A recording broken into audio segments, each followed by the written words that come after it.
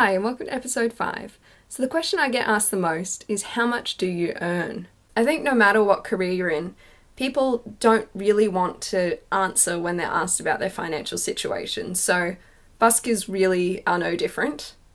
But in my instance, I don't mind. I've always been a really open and honest person, and I think, who's it going to hurt? If it's going to sort of expand your mind into knowing what it's like for a busker, then may as well. There are factors to this, such as where you're busking, when you're busking, who's around, are there any events on, etc., etc. There's just no way to know when you go out how much you're going to make. You just get to have a surprise every time after you finish. But I have actually gathered together all my records of how much I've earned as a busker, because anyone that knows me knows that I'm very organised and analytical, and I like to have my statistics. So I record what I earn after every session, and in the past probably 2 or 3 years I've recorded how long I've actually been playing for that session, so I could have those sort of stats as well. And I put them all into a spreadsheet, and everything's by the book, so I pay taxes on my money just like everyone else. But yeah, I recently thought I would just have a bit of an in-depth look. So I came up with these graphs that I'm going to show you now. So in this first graph, I have every amount that I've ever earned busking over the last 6.5 years. So you can see here that the majority of my busking earnings come in below $200 for a day. But the largest portion come in between $50 and $100.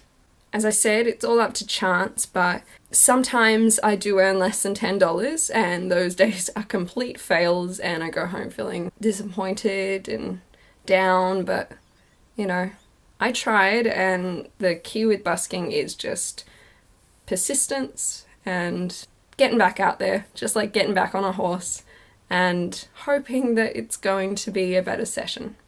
This next graph is just a more recent sort of analysis of this current financial year we're in, because the busking scene has changed a lot over the 6.5 years that I've been working it, and it was better in the past. So I thought to bring it back into focus for now, I would just do a quick analysis of this financial year. So you can see here that 32% of my earnings come in within that 100 and 150 mark.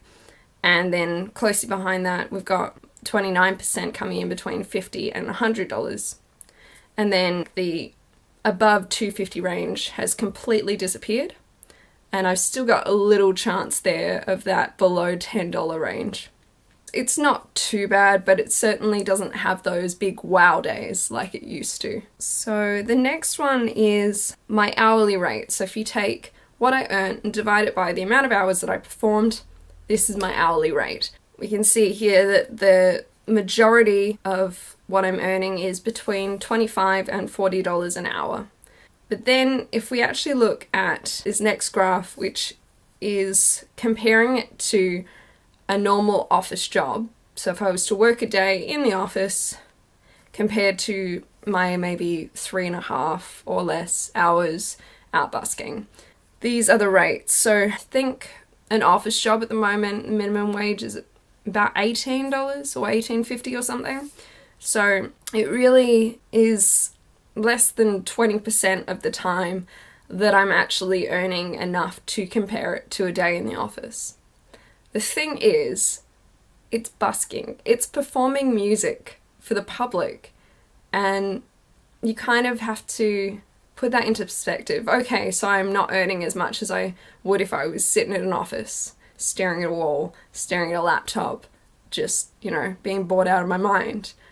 Instead, I'm out there and I'm doing something that I love, and yeah, I can earn a little less because I can get by. If there's one thing I've learned as a busker, it really is that you can get by on a lot less. And yes, it does sometimes mean compromising and not getting the most expensive thing that you'd like to get, or, eating not the most tastiest meals, or not going out as much. But you can live without it. And I think the happiness that you get from actually doing a job that you love really outweighs sort of the, well, I guess it could be sadness that you can't always have the best of the best or do all of the things that you would like to do in your spare time. Everyone's free to live the life that they want to live. In my case, I just love performing music, so I'm going to do that as much as I can and make the sacrifices I've got to make sure that I can keep doing that. So there we go, there's sort of all my financials just laid bare. I hope you found this video interesting, and yeah, if you liked it, give it a thumbs up, and if you haven't already, subscribe to see more videos. I'll see you next time. Bye.